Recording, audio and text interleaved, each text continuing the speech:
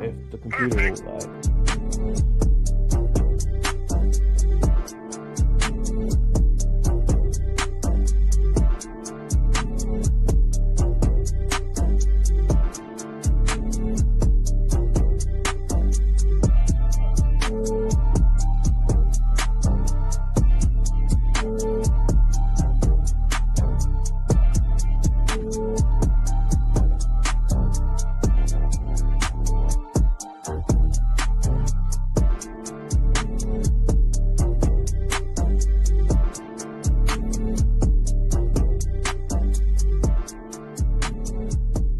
Welcome to Dirty Fanatics United.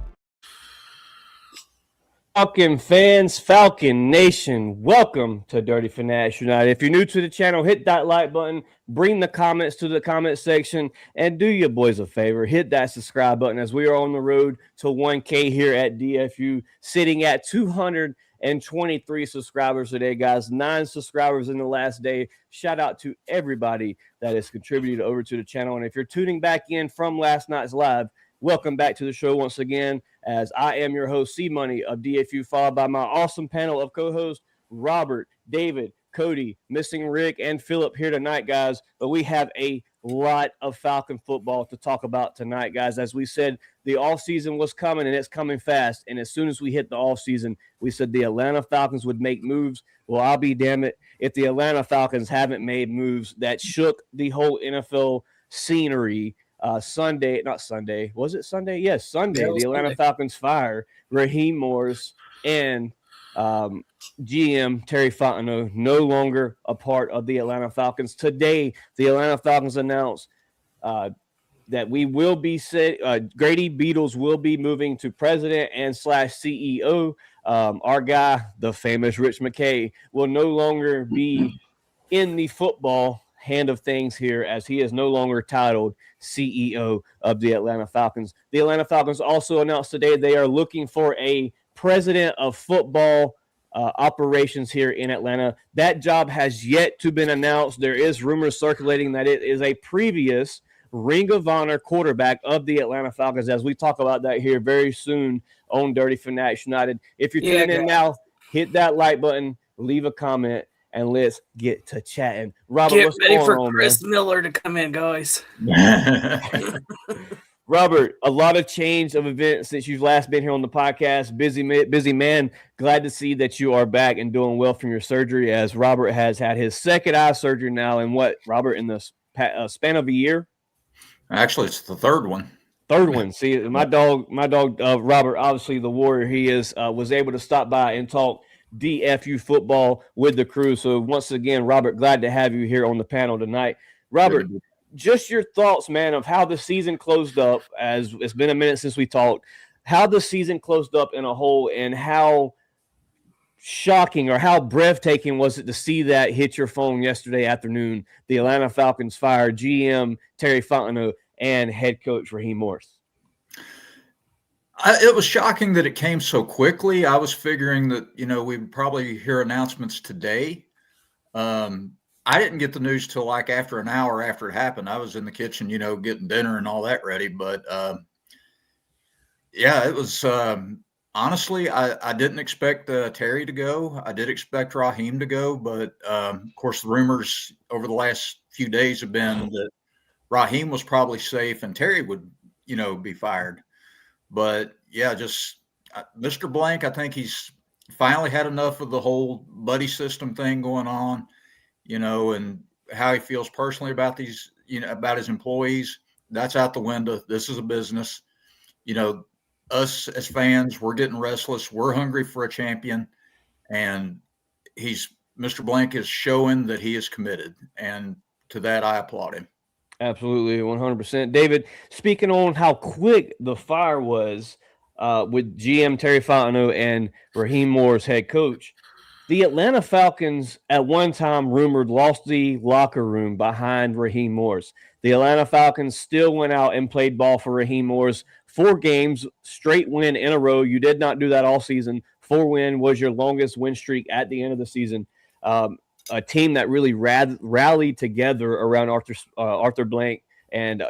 Raheem Morris towards the end of the season. Just your thoughts on, of the initial firing of why it was so quick. Reports came out today that the Atlanta Falcons had Matt Ryan already studying GMs and head coach possibilities here in Atlanta for months now. So it's almost like this thing was a predestined situation, no matter how the season ended, as David stated earlier in the group chat. So, Robert, just your thoughts on what was the final straw here in Atlanta for Arthur Blank to actually pull the can on Terry Fontenot, Zach Robinson, and Raheem Morris. Who knows what happens with Jeff Ulbricht now, the greatest part of that whole regime that was here in Atlanta. You also possibly lose your special teams coordinator and Marquise Williams, a guy that we talked about numerous times on the podcast. When you're talking about the special teams head coach or special teams coach, it's a situation that is not a good thing. You shouldn't even be talking about that position on the Atlanta Falcons roster. Just, Robert, your thoughts of what was the final straw here for Arthur Blank? 5 seasons ends with Terry. It is officially over now. A new genre starts now in Atlanta. Well, I think as far as Terry goes, I think it was just the inability to stabilize the quarterback position. We've had 5 starting quarterbacks since Matt Ryan left. None of them panned out. Of course, we had Mariota, Ritter, and I think we had Heineke under Arthur Smith. Hey, bro, look at this comment. Dude keeps asking a question and keeps talking.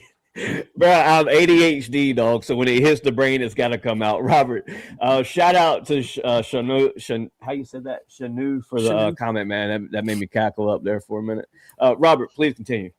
But yeah, just the inability to get the quarterback position stabilized, I think that was Terry's downfall.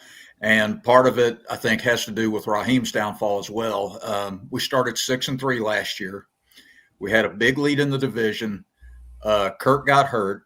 It was never reported. They kept sending him out there, and everything went down the toilet. And then by the time that, he made the decision to go ahead and, turn the reins over to Penix, season was already lost. The locker room was partially lost. At least it seemed that way to me. But another thing on Raheem's part, I think I think he tried too hard to be a friendly coach. I don't think there was a whole lot of discipline. Right. And of course, then again, this is speaking as a fan, I don't know what goes on inside the locker room or inside, closed doors at Flowery Branch. But from what I gather, there wasn't a whole lot of discipline. The players, they showed that, they came out. Third game of the year at Carolina, dude, I don't even want to relive that. We were sat in the stands and watched, and then that happens. I mean, I think right then and there, that was probably the strike one right there off the bat. The last call ready for Mr. Blank, then I'm sure he was considering changes then. Yep, David, coming to you with the question of the CEO fire. Not fire, but depromotion, I guess you could call it. They announced it as Greg Beadle succeeded Rich McKay's spot as CEO of the Atlanta Falcons / president. Just your thoughts of, the same question I asked Robert.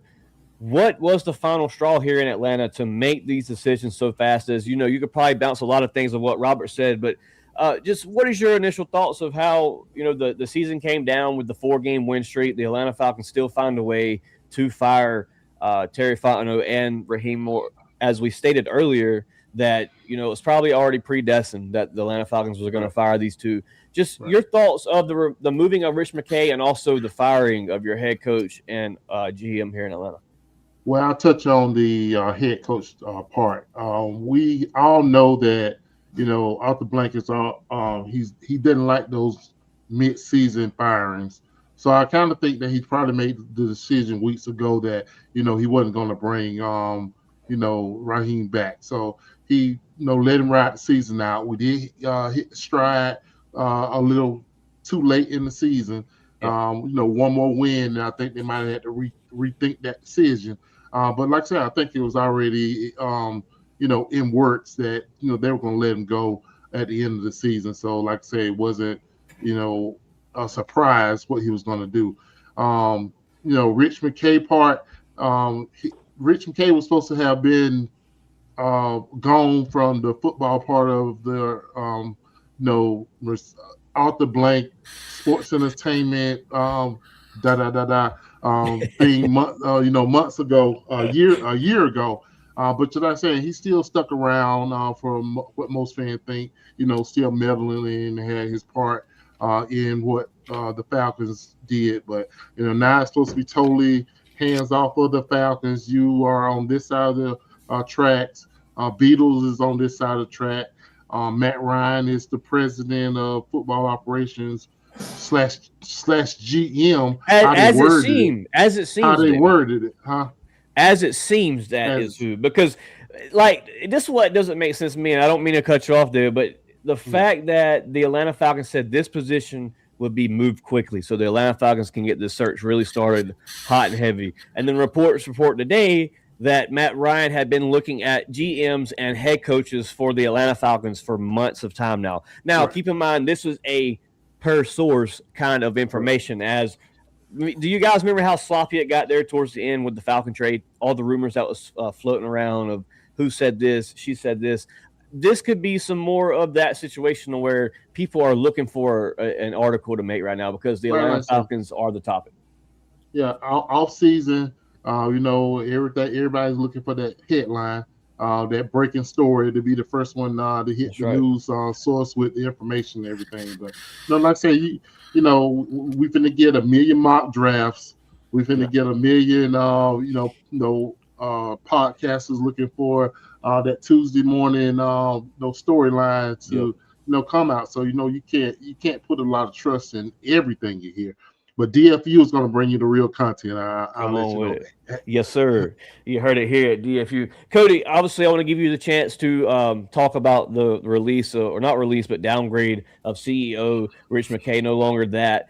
Before we do, Cody, I want to get to these comments because the comment section's been sitting here waiting patiently for 12 minutes. So we'll go around the table real quick. We'll make it fast and speedy as we roll through these comments. My guy Sterling Wood says, looks like Clint Kubiak will be in the building for an interview. As today, the Atlanta Falcons did announce Clint Kubiak was requested to interview here in Atlanta, as well as Anthony Weaver of the Miami Dolphins, DC. Real quick, Robert, your thoughts of Sterling Woods, and then just rotate around the table. To David's point earlier, I think that was more along the lines of, with the Seahawks being on the bye week, being the number one seed, they wanted to hurry and get Kubiak in the building, get a feel for him, and see how this is going to go. He's probably the number one, hot candidate, as far as coordinators go.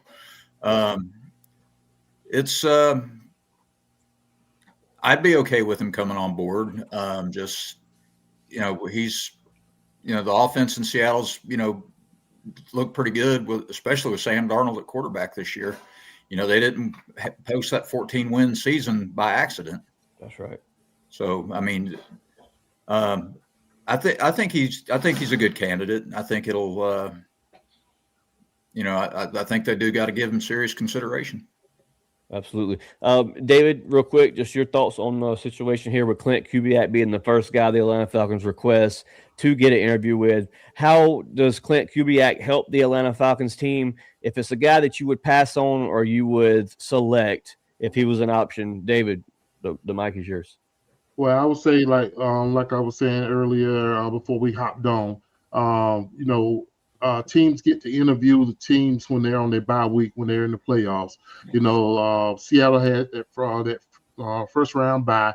So I think that, if they're, poised to make a deep playoff run. So if you're going to, speak to them, you better speak to them this week, or you have to delay your coaching search all the way to the end of the playoffs if this is a guy that you, giving serious consideration to. Me personally, that goes into our earlier podcast where we were talking about those hot coordinators versus the tenured head coaches and everything. So we don't know whether he's going to come in and be we know he got a good offensive scheme from what we see him doing in Seattle right now, which all of us say that we pretty much want an offensive coach coming in, but the system is there. But how does he lead a team is something that we're going to pretty much have to, either, speculate about or wait and see. So that's me on that. Yeah, man. I was saying no problem with him coming in for an interview. Obviously, he knows ball. Say he's got Seattle. I mean, Seattle came in here and kicked the shit out of us, didn't they? I mean, they looked Adjusted great at the halftime. Adjusted great at halftime, which was something that this team struggled with.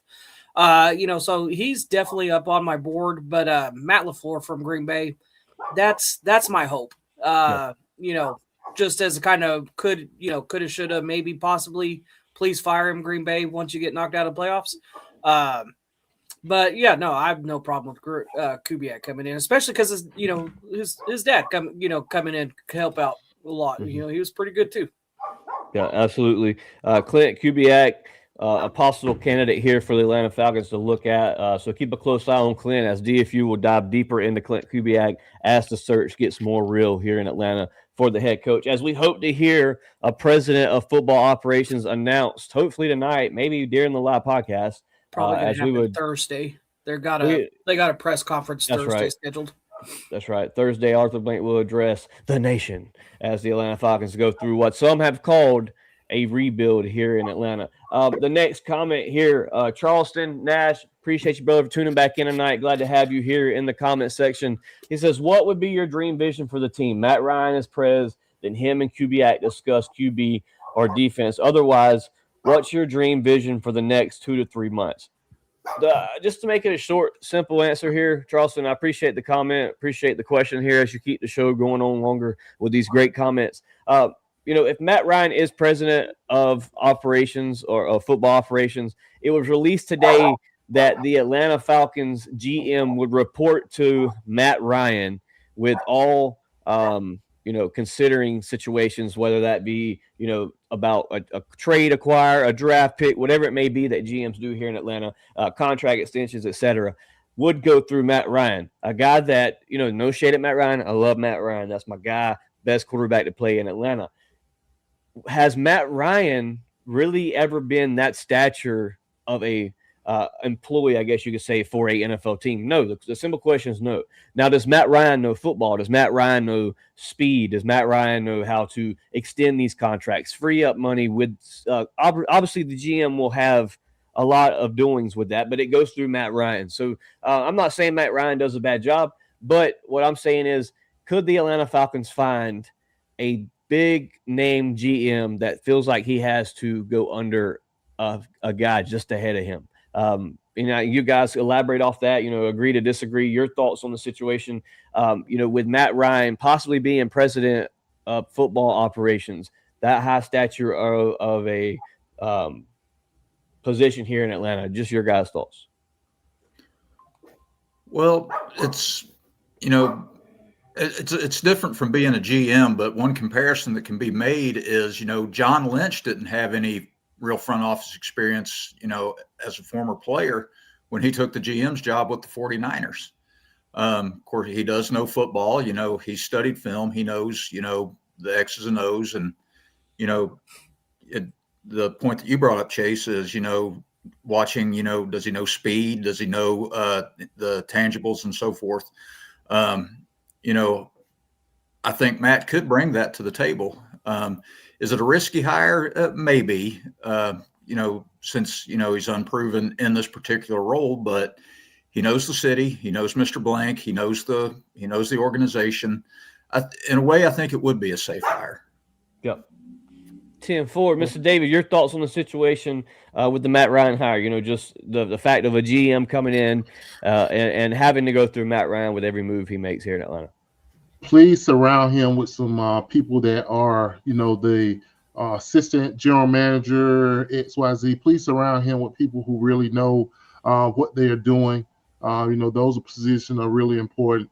That's the position that, Terry Fontenot, served in as at with the Saints before he came over with us. He was assistant general manager, and we saw what he came over and was able to do. So I would say that, if you're gonna put him in that position until he get a hold of how that it is, how that position is supposed to be worked, please surround him with some people who really know football, some real good scouts that are going to go out and give him some real informed decisions about know what should and shouldn't be done.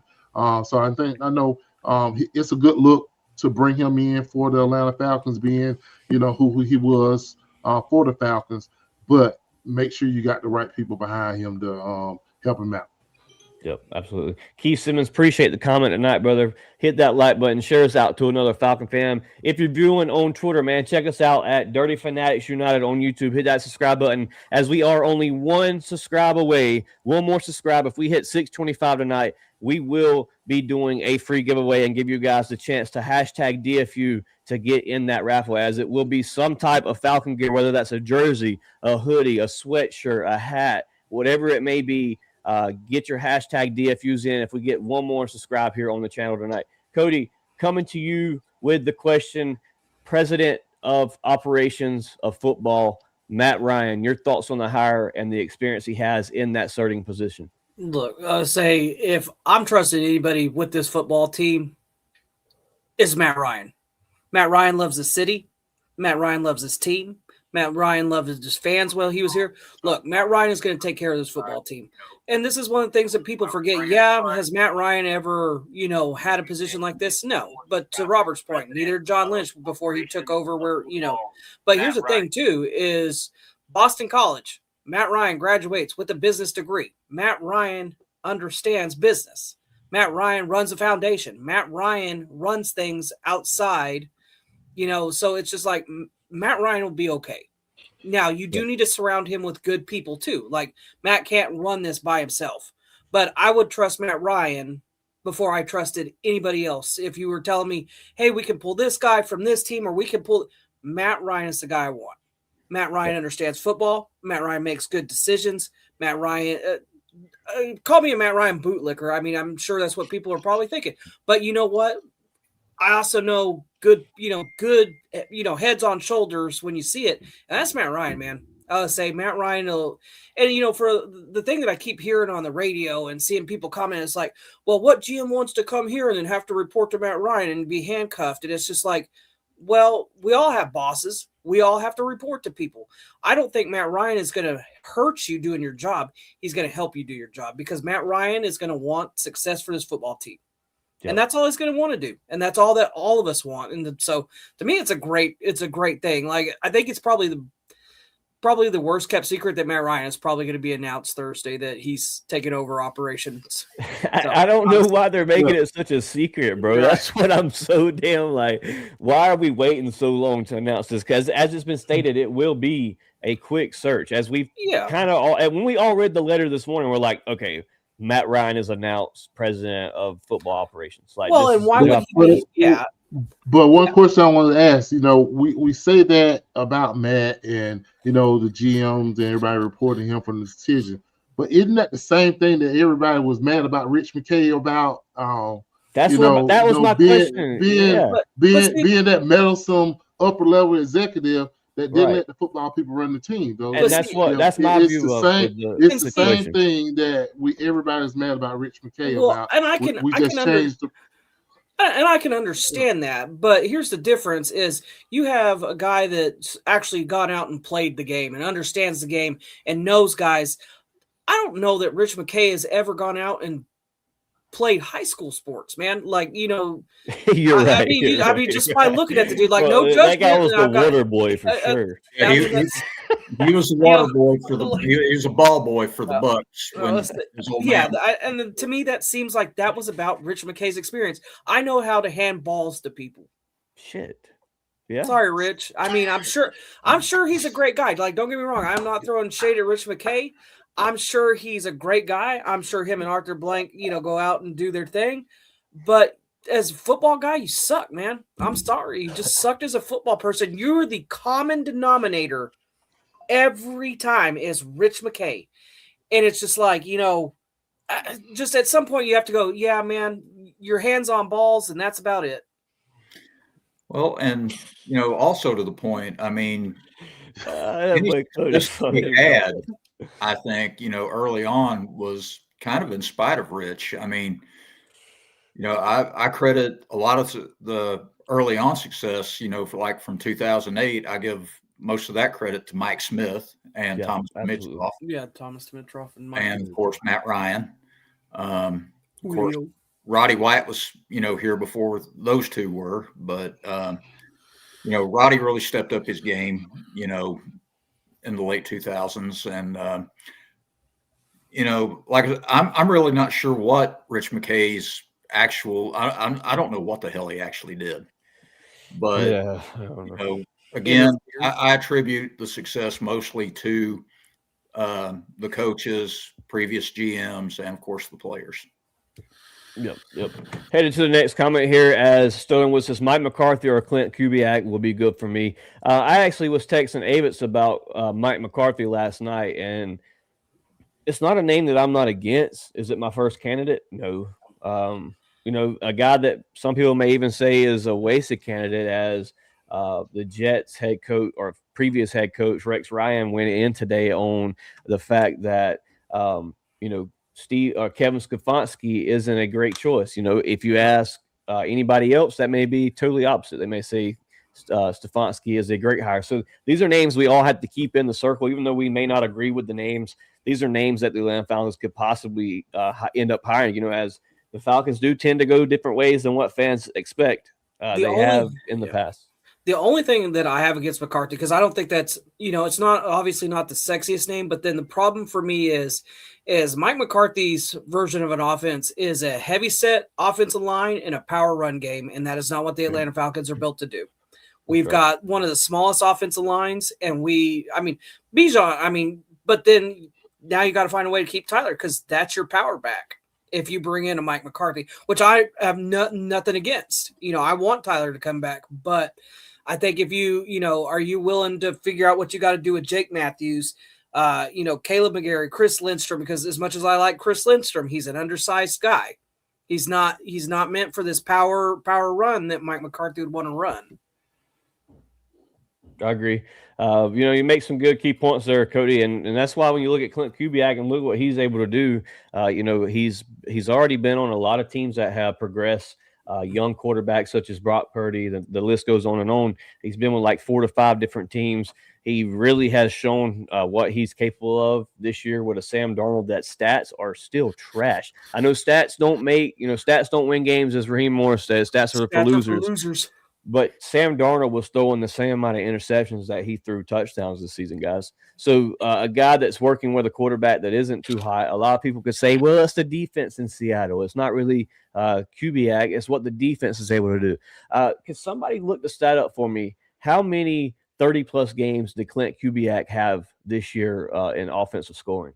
That's a great stat to look up because that would speak volumes on what he could be able to do at the pro level here with Atlanta. They have Cooper Kupp. They have – what's the other receiver in Seattle? What's his name? Njoku or no, that's the tight end. The receiver, the speedster. Jackson Njigba. Njigba, yeah. Njigba. So they have nice receivers over there. Well, the Atlanta Falcons has a nice receiver in Drake London, a big target in Kyle Pitts, a guy that could re-sign a Kyle Pitts. Maybe he likes offensive weapons. The Seattle Seahawks have a lot of offensive weapons. So if those games are a lot of 28 and plus scores, I'm excited for what he could bring here to Atlanta because the Falcons didn't score over 24 points until the last month or two of football. Here recently. Seven 30 over 30-point games. Yeah, that is a W in my bag. Yep. That is a W. That is a W stat. That is a great resume to have heading into these interviews. So right now, out of the two that we have requested to interview, as far as Anthony Weaver or Clint Kubiak, my number one candidate right now on the list, and I'm saying the list as in who we asked to interview. So right now, Clint Kubiak to me is top of that list, as the Falcons did send out their first request to Clint Kubiak. So we'll see what happens with that. We'll stay tuned with that. Hopefully, as Georgia Pride here says, if Matt is pick of POF, bring some experience around him. I think we all could agree with that comment. It never hurts to have experience around you, and such a big CEO role or whatever it may be, president of football, such a at a young age. Matt Ryan's not very old. He's retired, obviously, but still not a very old guy. John Morono says, good evening, guys. Say I have gotten my wish now. we know we need to go get Kubiak. First request interview, John Marino, as you just tuned into the show, hit that like button, share us out. We're one subscription away from that 10 subscriber mark in the last 24 hours. We need one more subscribe to give away something free here at DFU. All you have to do is hit that subscribe button. David, now let's say this about the interviews and stuff. Anthony Weaver is a name that none of us know.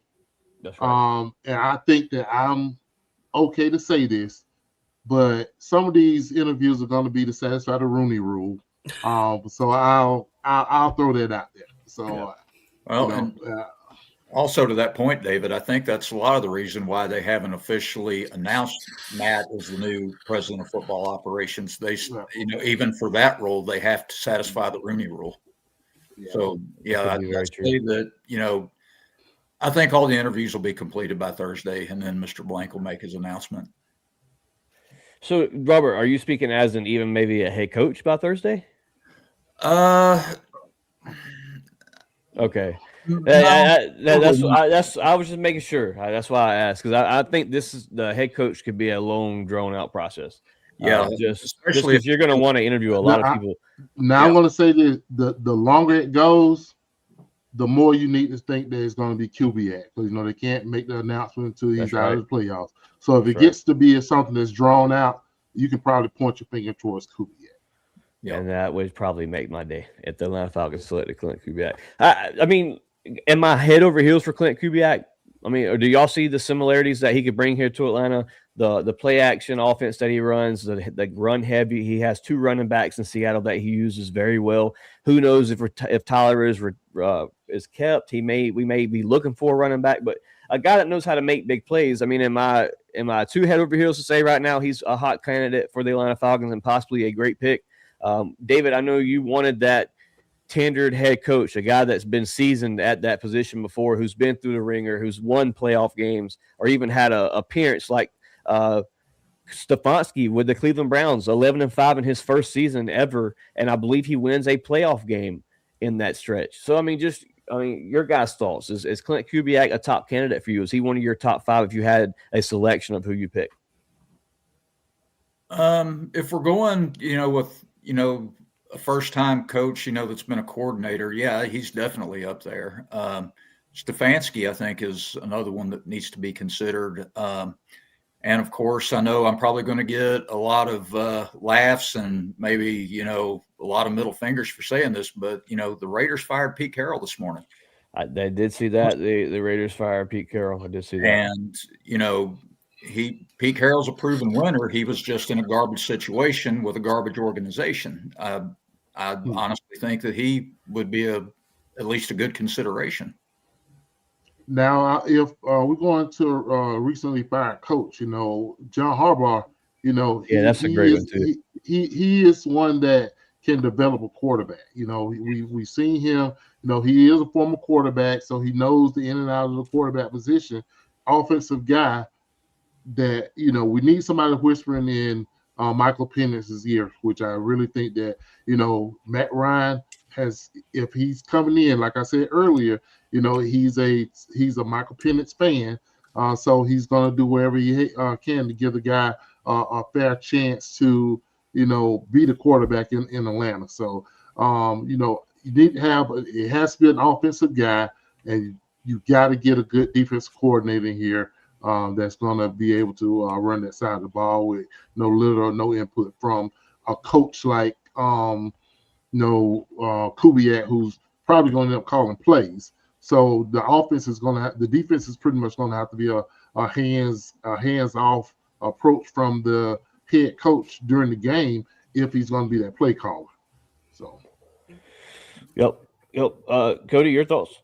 Yeah, no, and I'm okay with that. And I still think that Coach Ulbrich needs to be here running this defense. I know people are like, well, what about, the defense giving up this and giving up that? But the times that the defense really struggled, boys, let's think about that for a second.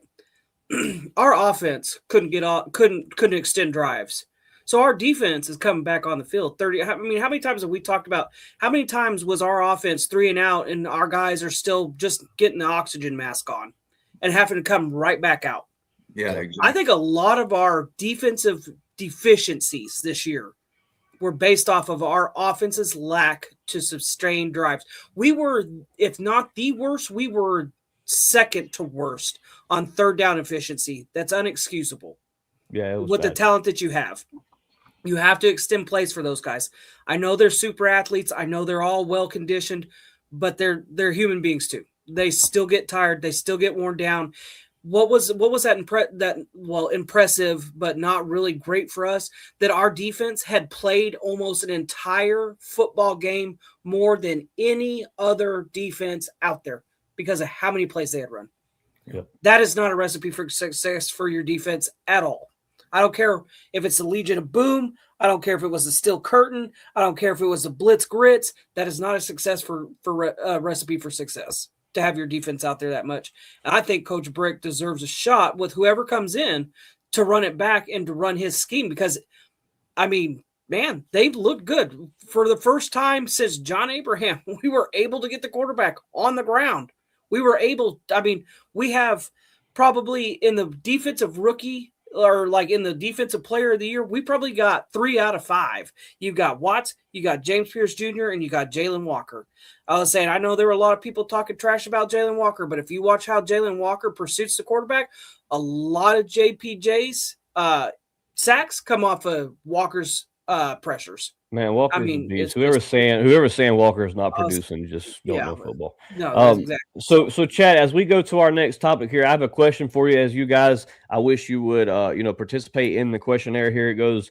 Who would be your top head coach candidate? Leave a comment. Who would you select as your top head coach candidate? Guys, our next topic here today is part of a comment that we just received here from Sterling Woods. Do y'all feel like we need a defensive-minded coach or an offensive-minded coach? So the question was, the next segment was actually, would the Atlanta Falcons go offensive-minded or defensive-minded? Which one is more smarter in today's NFL? We'll start that with you, Robert, and just rotate around the table. I think that this next hire should be an offensive-minded guy. If for no other reason, just the offensive woes that we've had, especially, the middle of the season. And of course, I mean, the 2 quarterbacks we've got Kirk Cousins, who probably won't be here. I'd be willing to bet money on it. And of course, our quarterback of the future, don't know the extent of, what, his recovery time is going to be like. But, to get the best out of the talent that we got, we've got explosive guys. We got Bijan, we've got Drake. If Kyle comes back, I've really been impressed, with the strides that he's made.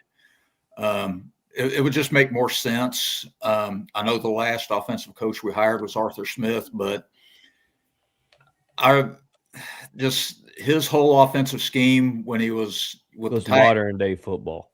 Yeah, just here, give it to Derek. Creative. Give it to Derrick Henry. Give it to Derrick Henry. And he just didn't have that type of running back or that type of personnel to run that type of offense with us. Yep. Definitely offense. This is a modern era of football. The bang your head up against the wall type Arthur Smith offensive scheme. We definitely don't, want to go back to that again. I think that we do need to, maximize Bijan's prime. I do think that he will get an extension, so that probably gives us, 5 to 7 years with him. How long is that going to be the best player in the league type thing with him? So Bijan, we gotta, if we don't fix the quarterback position, everything is mute. Penance. I still don't think that that's somebody we need to give up on yet. We got Drake, London, definitely a number 1 receiver. Need to add a second option in there. I do want to bring Kyle Pitts back. So what I'm saying in a nutshell is that, we do have those skill positions already in place. He's not going to have to come in and wait for playmakers. So offensive coach to come in to maximize, the talent that we have on that side of the ball. Cody? Yeah, you got to bring in an offensive guy. I was going to say really the only defensive guy that we've had any success with is Dan Quinn. And that's, been far too long, I would say. I want to see an offensive guy, I would say, especially if you can find a way to keep Coach Brick here, because I think he can handle the defensive side of it by himself. And our offense is what has really struggled. I mean, again, worst in the NFL, or one of the worst in the NFL on third down proficiency. Time of possession got a little bit better, and then we struggled. We stall out. Surprisingly, our red zone offense was, pretty good. But, yeah, at this point, you need to do something with your offense. If you're going to figure out what you're going to do with your quarterback in the future, if that is Michael Penix going forward, what are you going to do with the bridge quarterback until he is back and healthy? Because, I mean, that's the other thing, man, is I don't want to see Justin Fields' name. I do Justin Fields' name. That's why I threw it up while you were talking. I just no, thank you. I'll take a hard pass on that. But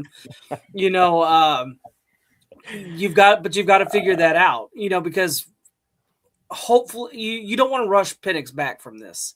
I don't think he's going to be ready. What they're saying, at least the first month of football, and then you've got to slowly acclimate him back in. You don't want to just be like, hey, Joe Flacco or whoever you've got, bridging and being like, sit down, we're going to throw the kid out there. You can't do that, because now you're setting him up for failure again.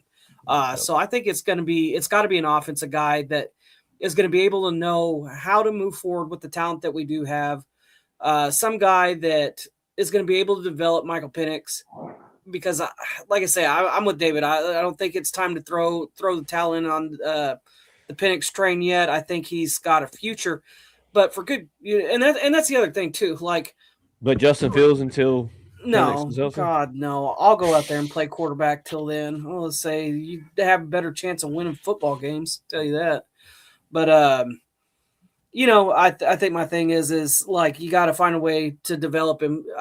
Find somebody that can get him comfortable under a center, because honestly, like, if you could take that aspect of Michael Penix's game where he's just like either uncomfortable, doesn't understand, can't read defenses out, doesn't want to, and that's kind of the thing that bothers me, is I kind of want that hard offensive coordinator. Because remember when Kyle Shanahan came in here and told Matt Ryan, you're running the naked boot, and Matt Ryan's like, you understand that I'm not a mobile quarterback. He's like, I don't care, you're running. And Matt was like, all right, I guess I'm taping up my ankles, and then Matt Ryan went out there and did it. You need somebody that can push your kid too. So that offensive minded head coach is somebody that you definitely need in here. Yep, I agree 100%. I have a great topic for us here, guys, as we get to the 40-minute mark of our podcast. Should Blank prioritize experience or swing for an upside head coach here in Atlanta? Robert, we'll let you kick it off. Well, so I guess to dumb it down, like for like the question, instead of having such big words as experience or like swing for upside, should the Atlanta Falcons go for a Bill Belichick or a Clint Kubiak is the question here. Are you looking for that experienced guy, or are you looking for a guy that has that upstate, that has shown he can put up 7 30-point games in the NFL, or a guy like Matt LaFleur, another seasoned great head coach? Possibility here if Green Bay lets him go. I think you're crazy as hell if Green Bay lets him go. I don't see that happening. That's just not a reality to me. I don't see the Falcons getting LaFleur just because Green Bay will probably throw the bag at him to not leave Green Bay. If we do go with a seasoned coach, a younger guy like LaFleur would probably be, in my opinion, would be the better choice compared to a fossil like Belichick. Yeah. The supposed greatest head coach of all time. He just has proven that he can't coach kids at North Carolina. So, our players are still relatively young. Yes, they're grown men and want to be treated as such, but, I honestly don't think that, an older guy like a Belichick would be the answer, or maybe even a McCarthy. And if you look at Mr. Blank's track record since he's owned the team, all of his coaching hires, with the exception of bringing Raheem back, he has hired first-time guys almost every time. Yeah. Seymour Jr., after he let Dan Reeves go. This name is going to make my stomach turn, but Bobby Petrino. Yeah. Mike Smith, Dan Quinn, never head coaches at the NFL level. And of course, we had success with Mora. We had success with and one thing I think, if it is Matt that's going to be brought in as president of football operations, I think that his evaluation will be pretty valuable in the search. And, I think that honestly, the better solution as far as this goes would be, the hot young candidate, the hot coordinator that can, relate to some of these and, can relate to the players a little bit better. Yeah, absolutely. David, the question falls over to you. Should the Atlanta Falcons swing for upside or more experienced head coach here in Atlanta, as the Falcons say they are aggressively looking at who to hire next here in Atlanta? Discipline. Like I said, we do personally want someone that's going to come in and bring a disciplined approach to the team. I don't know if a first-year coach like Kubiak will have that, moxie to come in and, be able to demand that. I could be wrong. I don't know him personally, and what his demeanor is, but is he going to come in and be able to put his foot down, on some of these, veteran players to bring a very disciplined approach to the team. Like I said, we're looking like the LaFleurs that you get the same thing that you get out of a Kubiak with scheme and everything, but we've seen what I've seen it firsthand. I don't want to guess if he can do it. I've seen where, he can come in and do it.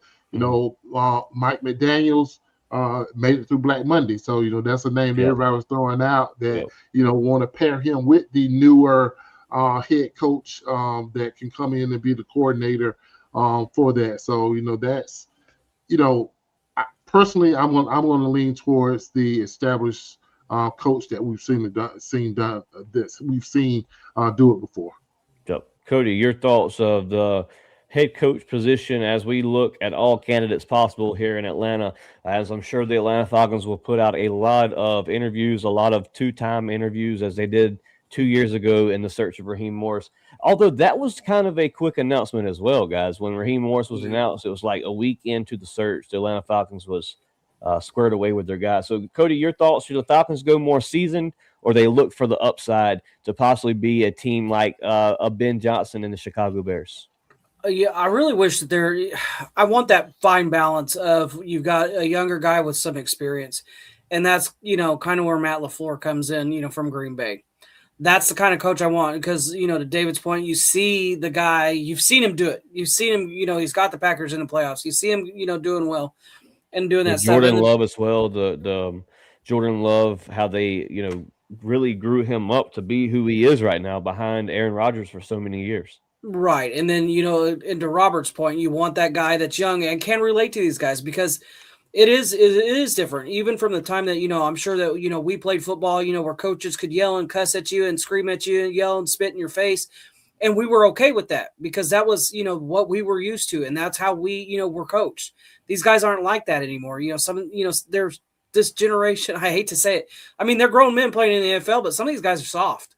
And you can't just always yell and scream and cuss and, at these guys. You've got to be able to be like, hey, man, like, what's up? And for me, that would never work. But for this younger generation, and I mean, I'm not that old, I'm not sitting here saying that I'm that old, but, for this generation that, this is a generation behind me. I mean, sometimes they're just soft, man. And you can't yell and scream at them and motivate them the way that you could, our generation and stuff like that. So it's the participation trophy generation. Absolutely. Yeah. And I'm not saying it wouldn't have survived a high school locker room in the 80s. So you got to find that balance of the guy that, hey, yeah, I can be a hard ass, but I can also, and I'm not saying that anybody on the Falcons squad is soft or anything like that, because I don't think, we've got our locker room full of soft guys. Maybe Kyle Pitts. I'm sorry, Kyle. Yeah. I had to get one in. No. I'm just kidding, Kyle. I love you. Cody hated, not that he hates Kyle Pitts, but Cody had his own segment I would he had say his own segment on Kyle Pitts for I the will longest year. give Kyle the fact that he did step up in a big way. But the thing that scares me about Kyle Pitts, boys, this was contract year. Who doesn't come out and ball on contract year? Well, let's talk about that because we can look at previous players in Atlanta with, a guy that we missed truly this year that really didn't play too great until contract season, Caleb McGarry. Yep. So there's that, you know what I mean? Like it could be a scheme situation, and we talked about it last night, Cody. You were here for it. Yep. When you look at Kyle Pitts and what he's had in head coaches and OCs, he's had a new head coach. He's been in the league, what now, 5 years, 4 or 5 years? Yeah. 5 years. He's had 2 to 3 let me take this for a second, Chase. Go ahead. On Kyle Pitts. Yeah. Okay, we know he did battle injury. He played through some injuries, a couple things. But we got to look at the rookie year with Matt Ryan, 1,000-yard receiver. Then the kid goes through Ritter, Mariota. A nasty knee injury. And Penance, and he was dealing with the injuries. Through that. But come on now, he went from the your guy Cody, Matt Ryan. And then Desmond Ritter and Marcus Mariota and Desmond Ritter. I think that you got to look at everything in a nutshell. Right. I'm not saying so much as performance. It was more the thing of like when Kirk Cousins came in and was like, I can make him so much better, and Kyle kind of seemed like, I don't think so, Kirk. Like, and the whole thing of like, I just work here. You know what I mean? That kind of thing is smart. He has. I mean, don't get me wrong. Like his play has improved, and I'm super thrilled about that. But I could see Kyle Pitts being one of those guys you can't yell and scream at him. You gotta finesse him a little bit. Be like, hey, Kyle, like, maybe we throw you the ball 3 or 4 more times if you step up and practice. You know what I mean? But yeah, no, I like giving Kyle shit. He does. Cody loves it. Meet Washington in the comment section. A guy that was spot on in the live reaction game during the Saints said both head coach and GM will be fired. Says whoever the next head coach is, I can guarantee he's coming from that Shanahan coaching tree. I'm leaning towards Stefanski or young Kubiak from Seattle. You make a lot of, if you talk about Matt Ryan coming in, a guy that loved the Kyle Shanahan offensive scheme, you're probably leaning towards a great comment there with Shanahan coaching tree. I believe the Atlanta Falcons do look for that style of coordinator here, as both guys, Stefanski and Kubiak, both have nice backgrounds as far as with coaching, coaching partners, a family tree that is football lived. Like there's a lot there that could help both coordinators or both head coaches here in Atlanta. David? Okay, the Kevin Stefanski's name has been thrown out several times about, what is the appeal with him? I mean, I've looked on the outside. So I did a little bit of what was done. Yeah, from what was done in Cleveland, I think that we should push him far away from Atlanta. I don't think that I don't.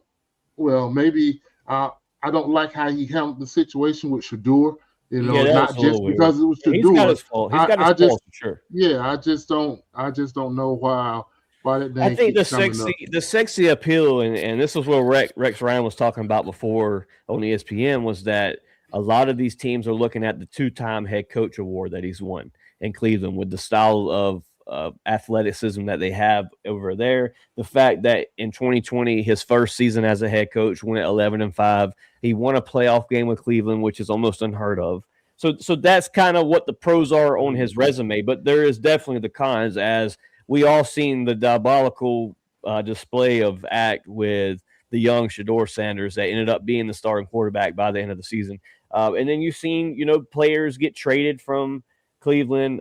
You see a really good Myles Garrett in Cleveland, but Myles Garrett is Myles Garrett. You don't have those on every football team. Yeah, you don't get those.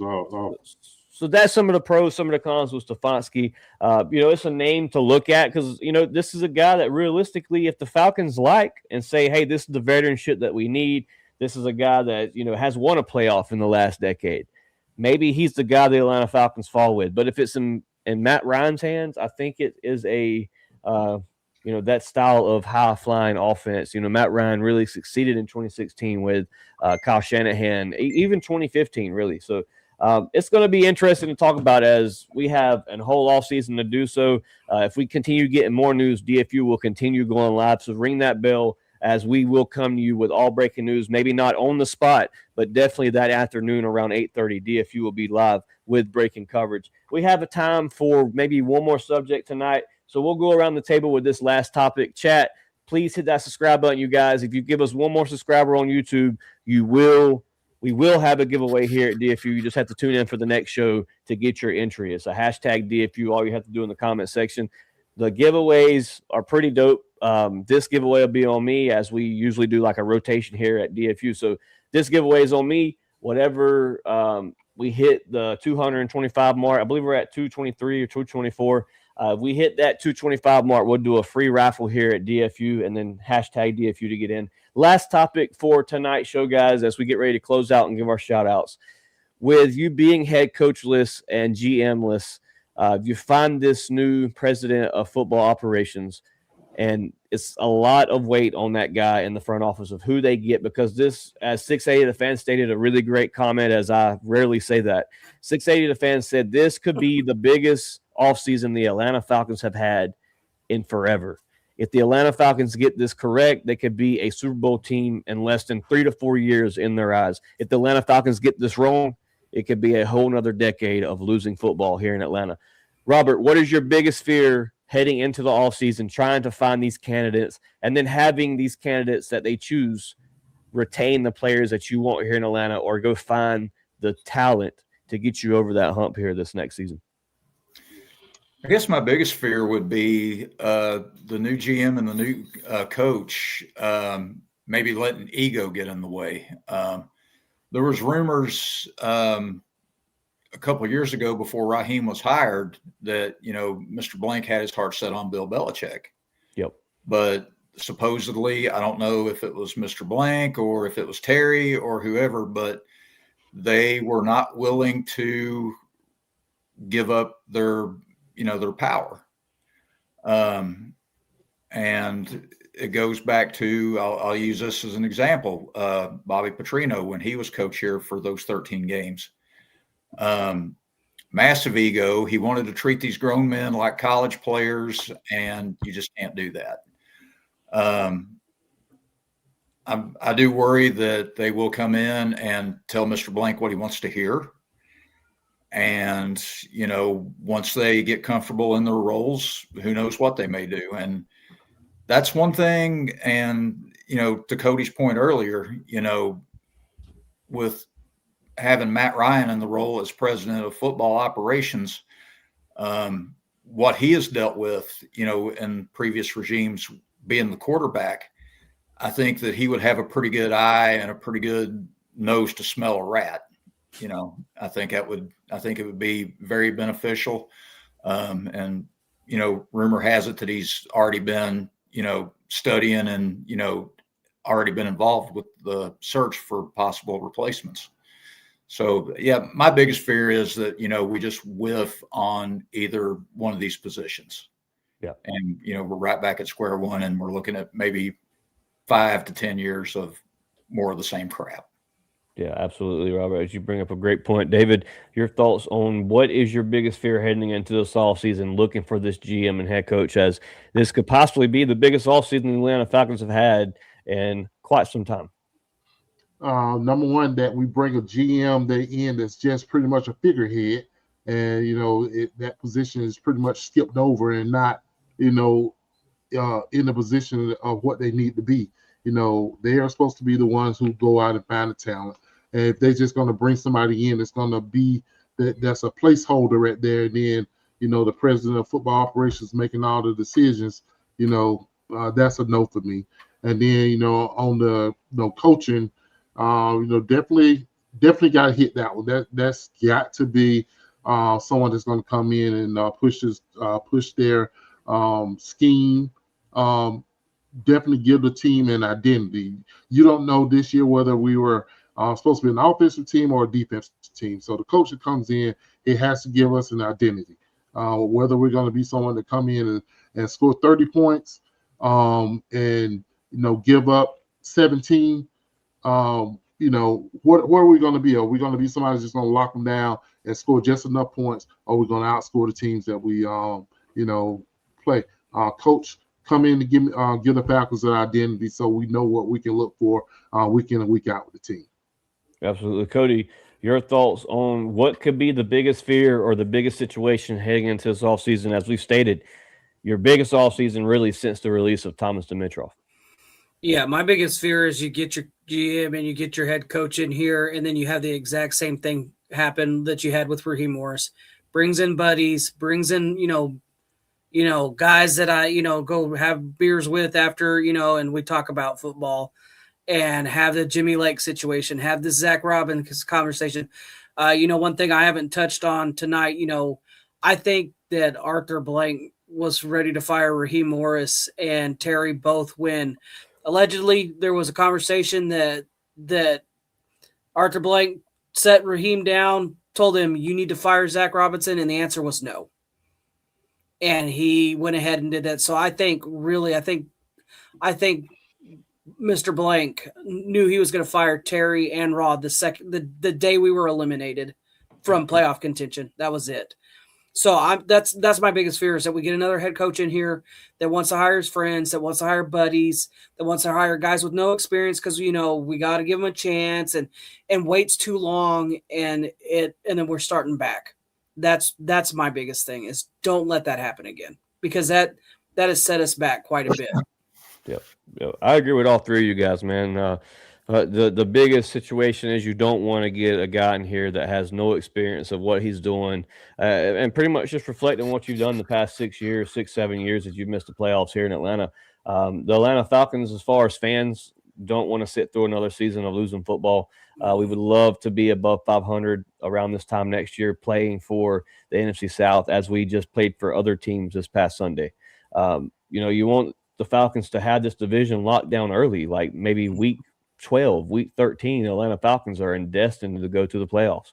So it's possible. The Atlanta Falcons have done it in previous years, and it could happen again. They just have to find a way to get over that hump, and this could be the offseason that it all comes together, that the Atlanta Falcons finally put a team together with the most talented roster you've had possibly since 2015, 2016.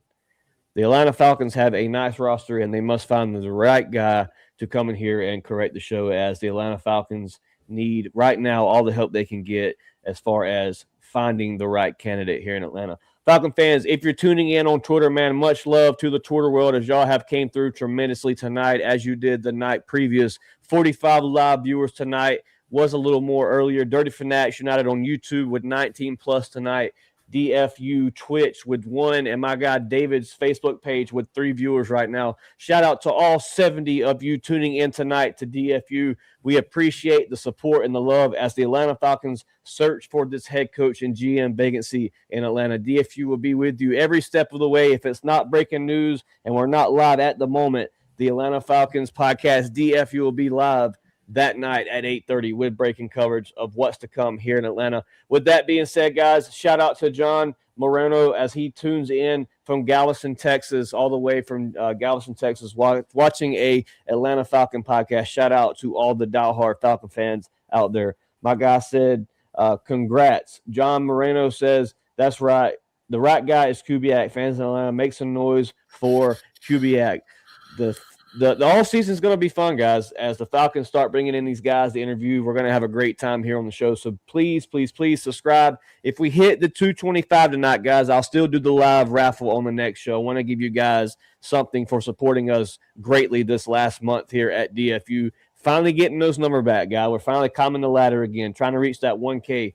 Falcon fans, we appreciate everybody that tuned in tonight. With that being said, I'll pass the mic over to Robert to give shout-outs as we rotate around the table and close out Falcons head coach and GM Vacancies Exposed podcast episode number. I have no idea because I forgot to put the number. Robert. Well, shout out to you guys for letting me be a part of this. I know it's been a while since I've been on with all the surgeries and everything going on, but it's good to be back on. It's good to once again be part of the best Falcon podcast in the world. Shout out to our viewers, our subscribers. We can't do this without you.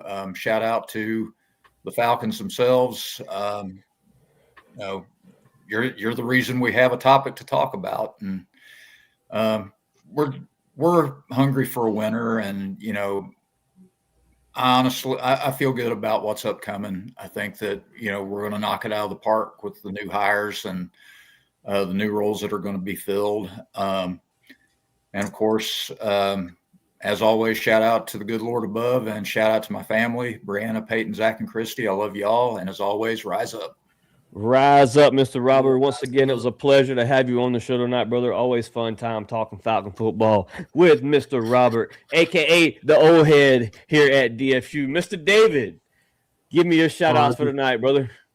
Shout out to the good Lord above for, giving us, the energy and the thought process to come on and, give you all our opinions about the Falcons. Shout out to the organization for, always giving us, drama,